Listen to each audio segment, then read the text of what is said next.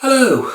So it's been a week since we ran the Welsh International Tango Festival, the 5th edition. So we're going to take this opportunity to reflect on how well it's done.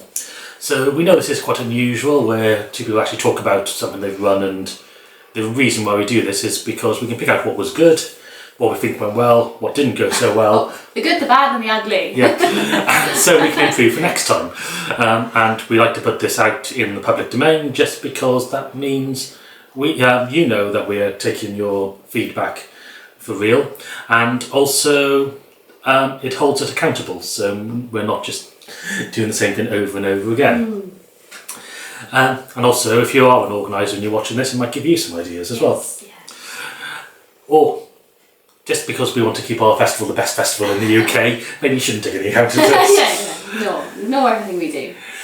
Right, so this is obviously the 5th time we ran the festival, and I think it's probably the first time we had it where, well, not the first time, but the first one obviously was a bit of an accident. We had no idea what we were doing. Nope. The second time we were trying to build upon that success and didn't have a clue what we were doing. Third time was COVID, and we really didn't have an idea what we were doing there. We were in a different venue. Added extra bonus of lateral flow testing, all that kind of stuff. Yeah. Last year we had the 4th one, which was back to a bit of normality, but there was still some risk involved, and it still wasn't quite where we want to be. So this one was back to sort of full strength, I think. Yeah. And we did have some improvements that we managed to make to it. So let's just go into it. So this isn't in any particular order. Look, Alison has written Because I just needed to get some thoughts out of my brain while I was at work. Yeah, so we carried the same sort of ideas over from last year. So starting off on the Friday with a workshop followed by a Malonga, so we might as well start with that. So I think that format works well with a pre-Malonga workshop, this time from Sean and Sue. We did have, timing was a slight issue with that. We did start a little bit late, but that was mainly because we knew there was problems on the M4, so people were delayed coming, so we thought it probably worth delaying by 10 minutes rather than... Yeah, start class and then have people come in part way through and then they've missed a bit, and So I think that was okay. Yeah. As far as then we were into the Malonga, which was Tango playing live and Lorenzo DJing. So I have to admit that was a bit I was most apprehensive about. Oh really? Okay. Yeah. But because the clash of the two things? Yeah, because Lorenzo is a pure neo DJ. I don't think I've ever heard him play anything in traditional tango from the events we've gone to. And obviously Tango Claw are more of a traditional band. More of a traditional band. So I was always wondering how those would go into fit together. It seemed to fit together reasonably well. One thing that we only had a duo of Tango Claws, we had guitar and bandoneon. I think it would have been better to have a third person, either vocalist or violin, to really... Yeah, to push the sound out, And that would have created a bit more variety and might have spiced up the evening a bit more. But I think what we had there was okay. And I know that they enjoyed it, and they enjoyed the different vibe to the events and venues they normally play. Because they normally play. Well, they've done a lot of concert touring this year, but obviously most sort of more traditional Malongas, the lights are up, whereas we had the lights down, and they quite like that different vibe, which is nice to give them a different opportunity, I suppose. Yeah. Talking about lighting, we didn't quite get the lighting right on the first night. We did improve. We did add more lights. We always add more lights. We've got so many lights. It's a difficult room to light. It's a big room. It's got dark wood on the walls, so it absorbs light. To try and just get the light down. And also we had the problem with blinds being stuck down. Yeah, that's another matter. Might as well discuss that now. Yeah, so I think, so when we went to look at the room, we had noticed previously that the blinds were down in that room, but we just assumed those because nobody could be bothered to take them back up. And then on us looking on Sunday before the festival, I realised that the controller was actually smashed. So the blinds were stuck down and they were staying down because you couldn't retract them. So I then had to contact the university and try and get that sorted. It's still not been sorted now. So I think normally we go and check the room at least a week before, but maybe we need to be checking it a couple of weeks before. A couple of weeks or a month before, given I know how slow things can be. So that was annoying, and also the windows. And the windows was another annoying thing. I couldn't get the windows open. So the windows in those rooms are supposed to be automated when it gets too hot in there. In reality, that does not happen. In every single previous year, I've been able to get keys from security to override the windows. I was told by security this year that the protocol is you have to contact the States, and the States will then give security permission to then open the windows, which is utterly ridiculous and doesn't work on a weekend when the States aren't working. So now I know that, and apparently it's been the protocol for 2 years, although I didn't have a problem last year. It's just that added extra piece of information to now that I now know that, so now I will ask beforehand for future events. But yeah, so we know aware that maybe it was a little bit warm in there, but I don't think it wasn't too bad, and we had 2 fans going. We tried to keep the other doors to the other rooms open as well, which I think helped because the windows were open in the other rooms.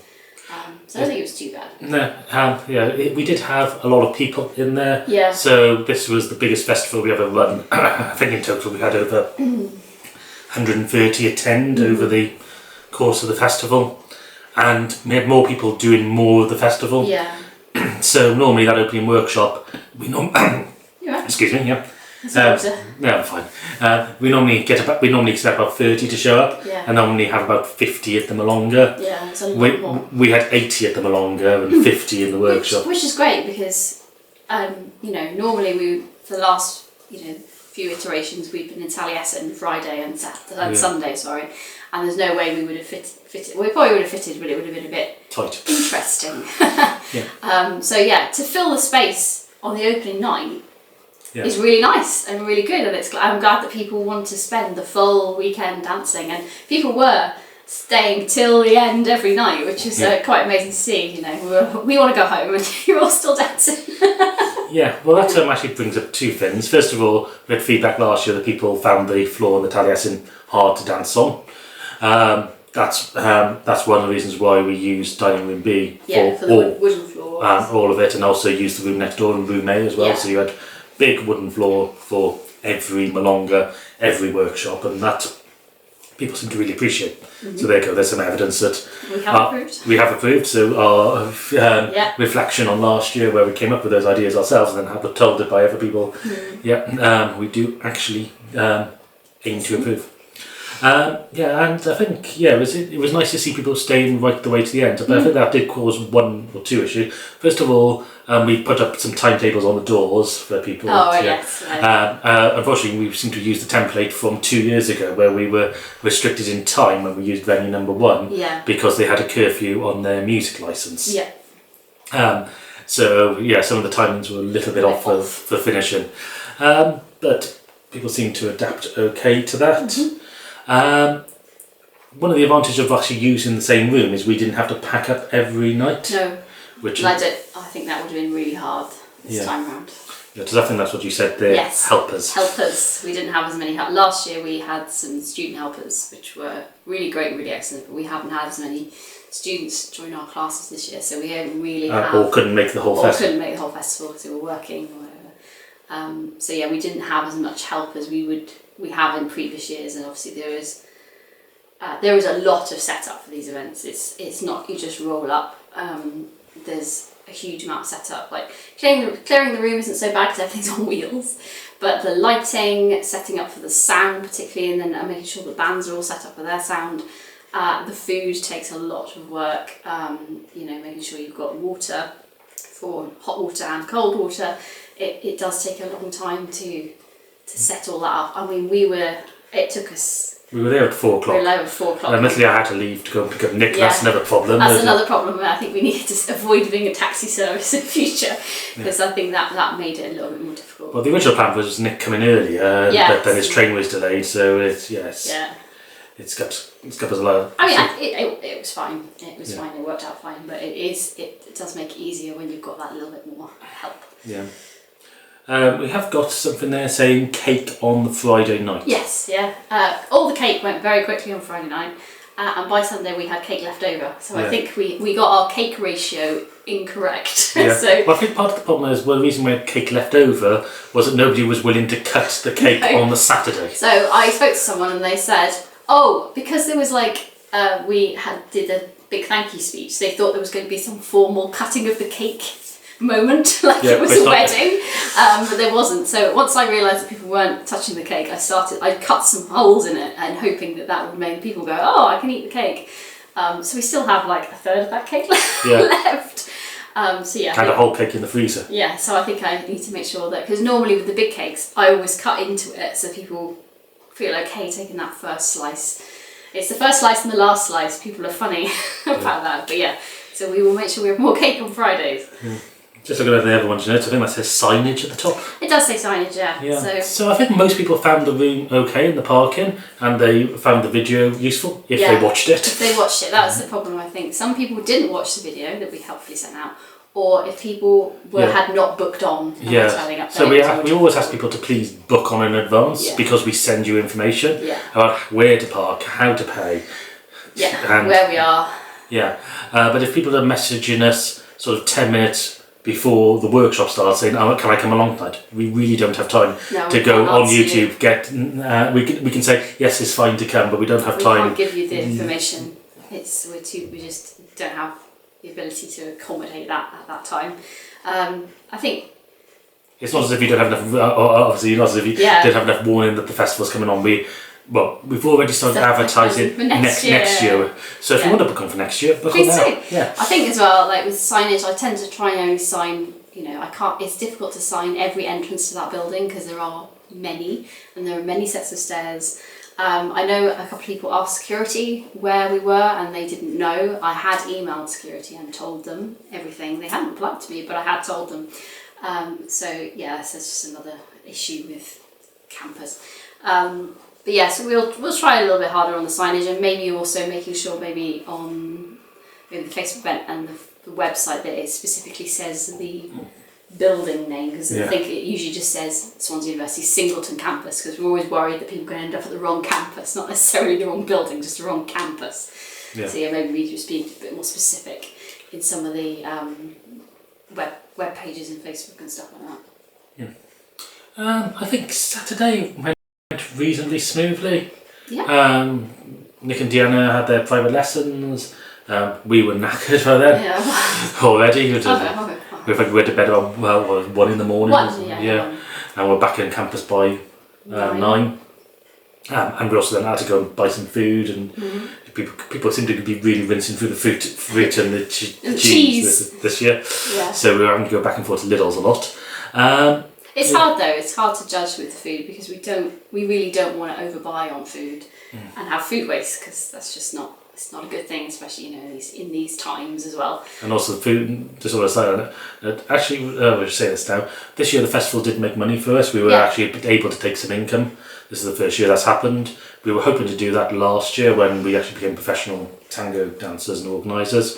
Unfortunately, a classroom event last year really scuppered that and caused real damage to us. Yeah, and we had an additional band from Europe as well, which changed it. But so this year we were able to make some money off it, which is nice. Yeah. The food price of everything has gone up. Hence why the price for the festival for this next year has gone up a bit. It's the non-early bird price we're charging as the early bird price. Although if you came to the festival this year, which you can get 10% off if you book on for next year before the end of December. Read the rest of the email for these details. How much did we spend on food? No, it was well over £1,500 on food at this year's festival. A lot of money. Yeah. I think the only issue we had on we had a few workshops overrun, but we sort of pulled that back. We have that practica in the middle of the day, which allows for flexibility. Exactly. You need to have that little bit of breathing room in there just to adjust. And also Eduardo forgetting his iPhone too. We've bought cable now, so fingers crossed. He'll probably change his phone again, and then we're like, no. But we do have a tap table for him there, which meant that I was then having to randomly run in and out and press play on Spotify. Not quite sure how difficult it is to use my laptop, but apparently it's your weird Zoom thing on your keypad thing. But I think it works out okay. Saying that, people seem to really enjoy the workshops this year. We always try we always try to pick workshops that, first of all, are actually useful, and if you notice from the titles, they tell you exactly what they are. They or things like Find Your Flame Vault is going to be a Welsh workshop. Secrets of Milongair Style is going to be stuff about Milongair and Tango. There's no sort of real pretentiousness to the one, so you know exactly what you're doing. I think people really appreciated that. And also, let's go on to Nick and Deanna's workshops, one on Calcetas and also their final one on Technically Together, which was, people really enjoyed that real grounding in the basics techniques. I think some of that gets missed in workshops at bigger events. Yeah, well, and then if teachers aren't necessarily drilling down into it either, then you miss that fundamental. Yeah, it's odd because from our point of view, teaching, like we didn't know what Technically Together was going to be for those workshops. If we knew if they said in advance it was going to be on real basics, we probably would have said no, because we'd have said you should just go to your normal teachers for that. There's no point in getting world-class teachers to teach you the basics. Your standard teachers should be doing that, but people really enjoyed it and found it useful, so we are going to keep that for next year. Yeah. So I think as well they really dive deeply into the mechanics of it that maybe you wouldn't get in a standard class. So I think that's what makes the difference. They are very body aware and can really delve into that and really help you. Which I suppose is where the advanced dancers actually gain a lot as well as the beginner dancers. So I still find that a really odd concept of I think it's good. Bringing people over from American Better Series to teach something that you can get for free in a Swansea class every Monday with us. It's really strange, but if that's what people want, that's what people want, and that's what we will give you. Malonga on Saturday night, that seemed to go well. Sean's DJing, a bit of very confusing feedback about the sound for Sean. Oh, right. Some people saying there was too much bass and then there was too much treble. Oh, right, so okay. I think that's all personal opinions. What you hear, I think it was a bit, from my ear, it was a bit trebly, but that was about it. Okay. But then again, traditional tango music is very trebly because it wasn't recorded on powered microphones. You would have to be adjusting it all the time. Yeah. And that's difficult. Especially when you're sat behind the deck and you can't hear it. Yeah. We had Hush Puppies this year. Very different band, very different for any tango event, having two trumpets. Some people really liked the trumpets, some people didn't. But again, that's something to do with what we think with the festival. If somebody likes all of it, that means somebody will like none of it. Yeah. So what we really want to do is just have nobody liking any of it. Basically, you enjoy bits, and there's some bits you think, I didn't enjoy that as much. Yeah. Basically, but then I think that's important because everybody has very different tastes. They're all coming from very different backgrounds. If you come from a class that's plays all traditional, or a class that plays maybe all nuevo, having that different bits and pieces, and also it mixes people together. Yeah, and different aspects, like different DJs from different places and different music from different places. I think as well, it gives people the opportunity to find new things as well. Yeah, that's one of the reasons why we don't have two rooms, by the way. Is because we don't want to segregate people apart, mix everybody together, get them to build a better community. Part of this is part of our festival is about being inclusive and also promoting diversity, which we'll come on to a bit more. And we know by those pure definitions that if by promoting diversity, it means that some people will go, I don't want to come to this, and therefore we actually are excluding them. That then becomes sort of more like a personal choice for them. So I think as organisers we can get away with that. So we also know the Hush Puppies were quite nervous about this because they haven't, in the form that they are now, they haven't really played very much together, and they were very nervous about playing festival, but I think they pulled it off. And speaking to people, people were dancing. That's the main thing. People were dancing. I think it sounded good. Some people, like the two trumpet thing, may not have worked personally for them, but I don't think you can deny that overall that it worked for other things. Nick and Deanna's performances, they're some of the top in the world. It's going to be world class, whatever you do. And we have like messages saying that's just like world class. Yes, we know. That's why we get them. Speeches, I think they went on a bit long this time, but I really wanted to get that group photo of everybody. Yes. Raffle seemed to work. Yes. Well, it worked for us. We managed to. I think it was quite a last minute thought. the raffle thing. So I think maybe promote it a little bit more. And also just because we didn't have the time to promote it earlier because we were so busy with set up and getting things up and running, that we could have pushed it a little bit more or announced it earlier, that kind of thing. But yeah, it seemed to work, and I think it's a good idea to carry on into the next year. And then Wayne's set went fine. I think some people, again, this is going back to that thing of that error where we made a mistake on what time we finished. I think as well, I think some people don't want to stay too late, especially if they know they're coming the following day to do more workshops. I think, especially, I think a lot of people wanted to do all the workshops, so they know their own limits as well. Yeah. So I think some people are happy to stay till right at the very, very bitter end, but other people. And they have after parties. And then we did have people having after parties this year as well. Yeah. We take no responsibility for those. No, actually, we do want to say really big thank you to those who organised groups. There are group discounts available, so there were a couple of people who did take advantage of that. Yeah. So thank you for that, for spending our news and organising those groups. It's a good way, especially if you're a solo dancer and you're a bit worried about going on your own. Just trying to build that little community of people from your class to all go together. I mean, you'll meet new people when you get there. We really try and make sure that it's a super friendly event. Hence, why we do serve a lot of food, because it does help as a kind of bonding. Yeah, basically, if you go to a Tango event, there's two things that you need. One is dancing, and second is food to keep you going. Yes, yeah, it keeps you going, but I think it also helps because people have a chat while they're making a cup of tea or having a piece of cake or whatever. So it builds that community very quickly.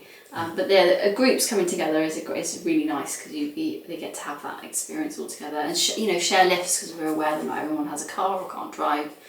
That helps as well. Yeah. So I think on Saturday night we had about 4 hours seating. We were had to get back up. It wasn't very long. And then we were back in for the Sunday. Yeah. And we started with breakfast. And I think this year the breakfast really worked because there was only 2 croissants left. Yeah. I think that's quite a nice way to start the day for people. We had that Tango yoga class. Not the first time we did this. In the second festival we had Helen Headsworth do a Pilates one, where actually Chris Rogers from the Hush Puppies actually played guitar. So this time you had, during the breakfast before the yoga class, you had me playing live on the piano.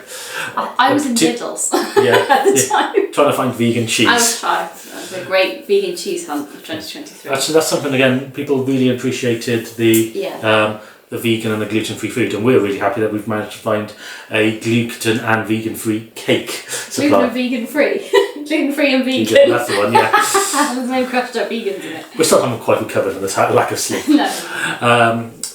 Also we didn't mention Goggy's Cuisine on the Saturday. Again, that always went down really well. Every year they do such an amazing job. They're so professional. They come in. I don't know where I was doing something else, but they do a great job, and we know everyone stuffs it down. And I managed to get rid of 2 entire trays full of onion bhajis by the end of the night. So they do a really good job, and it's lovely people as well. Yeah. And then we went into the workshops. So we had the workshop X. Still no idea what goes on in those. It's mystery. They always fill up. So it was actually the first time we've still had workshop X and Y. So that was good. Mark and Alice taught their workshop. We do apologise that neither myself or Alison could do any of the workshops, and we weren't really doing very much dancing in the Malongas. I don't think we only got our dance. I only got my dance shoes on in the second half of most of the Malongas. I only put mine on to teach. Yeah, so that was just part of.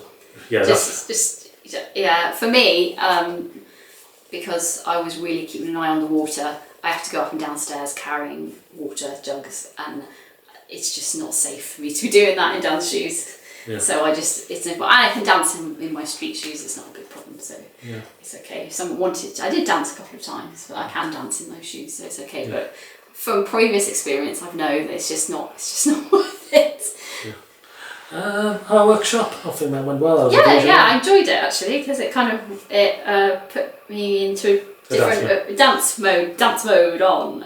Yeah, different frame of mind, which was quite nice actually. And to close it as well was quite nice. Our workshops, the fusion one is meant to be a bit of fun, and it was good just to see people. It's not meant to be really strict, you will do this. No. It's just letting people experiment. Yeah. Probably shouldn't have announced lunch straight after the end of it before we had time. No. Especially when people go, can you do a demo?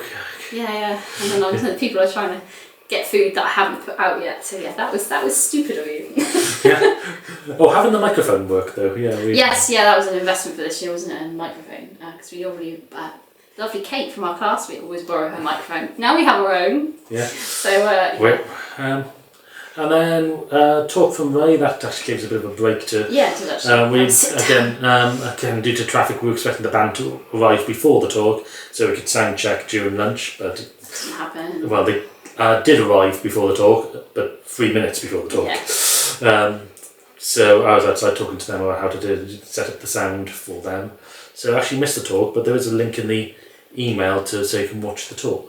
And that's something we again wanted to do, talk about Ray's talk.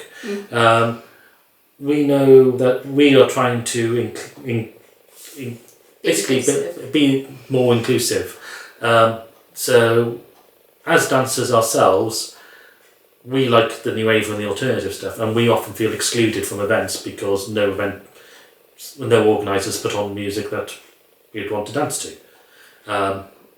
Even if we're there and they can see us sitting out, they don't put anything on. Especially if it's not strictly a kind of, some events are 100% traditional, and they are definitely that, but some are supposed to be mixed, and then you turn up and they're not, and it's a bit... Yeah, so we've been concentrating a lot on that over the previous, but we know that there's other areas of tango outside, and we know nothing about the queer tango scene. There isn't one in Wales. I think there's one in Bristol. Yeah. Unfortunately, they put on a class right over when Ray's talk was.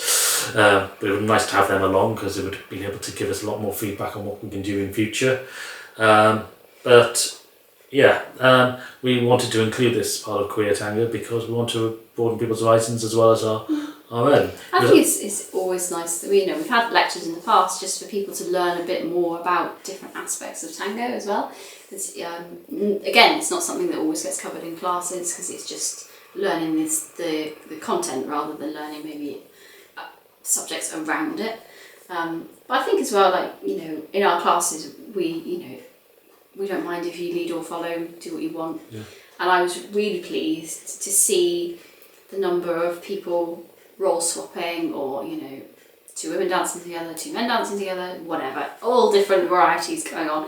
And that's probably the most I've seen. Yeah. And I'm really pleased that people felt comfortable to do that, and they were comfortable enough to go and ask someone to dance. Well, I think that was one of quite a few of the comments we had. There was people saying how nice it was just to have such a friendly event. Yeah, to feel comfortable. So yeah, I'm really pleased with that, and thank you for Ray giving the talk.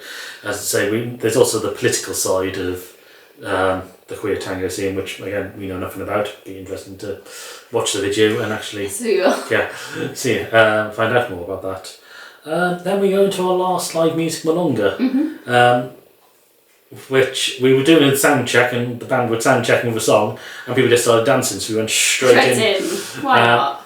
We decided, because the band had then travelled back to London, but also dropped Corolla off, which was a bonus. We didn't know we were going to have that. Bonus Corolla. We thought we were going to have just a duo, but having a three piece, that's what really got us thinking about Tango Claw on the Friday, with having that extra instrument to cut through. The sound was just different, wasn't it? It was just had some extra punch in it.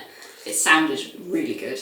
Yeah. So we had the option to do sort of two sets of the bands or an hour, because we knew they had a long journey back. We said just do one set, which they seemed to be very happy with. And they played the night before as well. And they played the night before. People really liked Martin's, Javier and Corolla. That was really good. I then went into my DJ mode. So normally in previous festivals when we've had this, people have left straight after the band. Yeah. Which then gives us a chance to pack up. Yeah. That didn't happen this year. No, people stayed to the bitter end. So either my DJing is improved or more people are given that a chance. Or people just wanted to dance more. Yeah. So we went all the way through till the actual finish time, which was 6 o'clock, which was really good. Well, from my point of view of DJing. Yeah. From a DJing point of view. And from an organisational point of view, I suppose as well. It's really great that people enjoyed it so much that they stayed right to the end every single night. That's great because people are obviously enjoying it. Right, if everything just seemed to jump, we just had to go and clear the memory card and take it off. We talked about it so much. So we'll wrap this video up fairly quickly. So we're pleased everybody stayed till 6 o'clock. We then stayed till about 8:45 packing up. It was only us two packing up, so it did take a long time. And even then, we were very, very tired. And we were very tired and difficult to move by then as well. Also, we couldn't actually finish packing up. We had to go back in on Monday morning to take stuff over to the Taliesin ready for our class. Come back in after the breakfast to fill up the car to go home, unload it, and then fill it up again before our evening class. It's a lot of stuff. I did think I did say at one point maybe we need a van. Yeah. So I think overall the festival was a massive success. It's really glad that people enjoyed it. People found it succeeded in offering high quality tango. People have commented on what good value it is, which we have to admit it is compared to what you play for other. So I know accommodation isn't included, but even when you compare it to some weekenders, you could do the big passes with Nick and Deanna with a couple of exclusive workshops, pay for an Airbnb or a travel lodge in Swansea, and still have enough money left to have a private lesson with Nick and Deanna as well. So the value. And I think it as well gives people a choice on the accommodation, and where they want to stay, because we are lucky. We've got the whole of Gower, so if somebody wants to stay on Gower or spend the whole week here, or if they want to go cheap and cheerful, which we always do when we go away, which is the travel lodge, you can do that, and I think that means that you get to pick and choose. And I'm not sure if we have. I'm assuming we did have people in Airbnbs this time around, but I know Airbnbs have been quite successful the last few big events that we've done too. Well, obviously Nick and Deanna was doing one. Well, yes, yeah. So we have got some improvements for next year. Obviously we said about some already. Plastic cups as well. We want to cut down on the recycling. So we're going to invest in some more hard plastic glass style cups. You just go to IKEA. Yeah, and we've also, for China cups, we've bought some hard plastic mugs, which can be reused and also machine washable. So that will help with all of that. We also asked people to bring their own cups as well. We might make more of a push for that. So now we just look forward to next year. We have got some other big events next year, such as the Welsh Tango Spring International Weekender with Miko and Christian. Getting amazing dancers, really nice people, fantastic teachers as well. And we have a really nice venue for the masquerade ball for that one as well. So we'll dress up. Yeah, and we'll take what we've thought about doing last year and put that through to make that an even better event. I know it's we're a bit greedy, having multiple of the UK's best events all happening in the same place. Greedy or mental. Or just appreciating high quality. We've also got that New Ava Festival, Festival in August, which will follow very similar formats to the festival. I think quite a lot of things, we know how to run. I think even with our smaller events like our Tango in a Day or something, people are always amazed with how quickly we set up and how things are set out, because we do it so often that we've got quite a lot of it down quite well. But there's always, there always are room for improvement. Yeah, another thing we want to improve on is, getting people into Wales. We had to have some comments about people saying, I know people who are in Wales who aren't here. Yeah. And there are some people in Wales who, I say, have excluded themselves from our festival. We haven't excluded anybody. They are more than welcome to come. We're quite happy to accept their money. But we actually do want them a lot. It builds that community. Yeah. And we know that there are some people who don't know there's Welsh in town. They may not be on social media. Yes. And, people have restricted the information to them to know that this sort of stuff is on. We also want to encourage people from outside Wales to come into Wales. People ask, why don't we run the festival in Cardiff? Because we don't live in Cardiff. Because we don't live in Cardiff. We do run a monthly Malonga there. Yeah. But also Cardiff is expensive to find a venue. Yeah. And also, traffic. Also it's really difficult to get to. We go to Bristol a lot dancing, and this is part of the problems we have to overcome, is people in Bristol go, oh, you must have driven for about 3 hours to get here. It's 75 miles from Swansea to Bristol. It takes an hour and 20 minutes. It's not very long. It takes an hour to get to venues in the centre of Cardiff. It takes an hour to go from Bristol to Cardiff. It's for an extra 20 minutes or whatever it is. It's Swansea is, unfortunately, I know people from Cardiff, they probably don't want to hear it, but Swansea is a much better place to hold an event. Yeah. It's a smaller city. Yeah. It's a lot easier to get around. Yeah, and also internationally as well. We get people sometimes commenting from abroad going, "Oh, I love to see it, but it's not in London." Right? You know, the UK is more than just London. Yeah. Wales does have a problem. It doesn't have a proper international airport. But again, you can fly into Bristol, which is quite cheap. Train or bus. Yeah. It's easy enough to get to. So we are doing more and more guest teaching and guest our DJing. timetable for next year is getting bigger and bigger. I'm slightly worried about my annual leave. Yeah. But I think that is also helping, that we're going to show people that we exist. Wales exists. And it's also, if we can get to sort of Nottingham to teach, people can get to Nottingham to Swansea. Or Yorkshire. Or Yorkshire is, yeah. So, and something else we're pleased with. We've never been wanted to run the festival as one of these status symbol events, or an event where people book on because it's an event to go to. We want to be seen at. That's why we always announce all our workshop and teachers in advance, early. We're not going, oh, we've got this event, and people go, oh, I want to book on. Like, how do you know you want to book on? How do you know it's not going to be rubbish?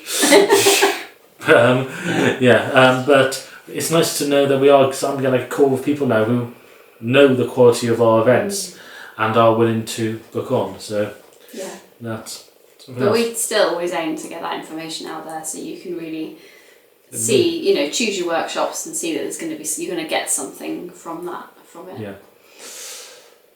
And we're not going to end up running a festival with just me and Alison teaching it. Yes. I know we're good, but it's. I don't know. I think if we had to teach more, I mean, we used to teach 2 workshops anyway, and then it's now gone down to 1, and I think one is enough. Yeah. Well, that's because you can go and see us teach somewhere else. Yes, you can. Yes. Yeah. And Anyway, I think that should probably conclude this video. If you got to the end of this, well done. It's probably more of a marathon than the festival. But hopefully we'll see you in our classes in Swansea. If you're in Swansea, we run free classes. If you're in Swansea, you really probably should come to our classes because it helps us then put on these big events. Yes. And also you will learn something, and they're free. We have a lot of people commenting from I wish I had free classes to go to with your quality of teaching. It's good. Come in, if you're around Cardiff, Bristol, Gloucester area, come to our Mackin events. They're going to be free next year. Yep. And if you're further apart and just want to come to those big ones like the showcase, the festival, the New Wave Festival, or the weekend, or indeed Spring weekend, the International Festival, please just book on. They will be enjoyable. Anyway. And an extra little thing, really nice to have Pauline's artwork on display as well. I was thinking about everything inside the room rather than outside the room. It was really nice to see it, and I think people really loved it and were quite amazed at the price for an original. But really lovely to have that little extra there. We have done clothing in the past, but we weren't quite big enough at the time. I mean, it's something we may look at again. Maybe shoes as well. We didn't sell any of our own shoes this year. But it's something to look into. It's a difficult thing. The Welsh tango scene is unfortunately very segregated. It's also not very big. No, so, especially post-COVID. Yeah. So if we want to bring sort of a shoe seller in, they want sales. They need to survive. It's their business. They're spending time away from somewhere else where they could be selling shoes to come to us. So it's not even just they're coming to us and they haven't got any opportunity cost. Which means we need more dancers in Wales. Hence why you should really come to our classes, because I will encourage more people then to do classes. And then we start having a market in Wales for people who want to buy shoes. Because we rely quite heavily for things at the festival for people to come outside Wales, they'll be going to other events where there's already shoe sales, so they already have them. So it's something to bear in mind that people talk about a tango community. If you can support your local tango community, it does offer you a lot more opportunities. So anyway, I think that's on that note. On your ranty note. Yeah, on that ranty note, we're going to put up our Christmas tree. Okay, see you again soon, and thank you for watching.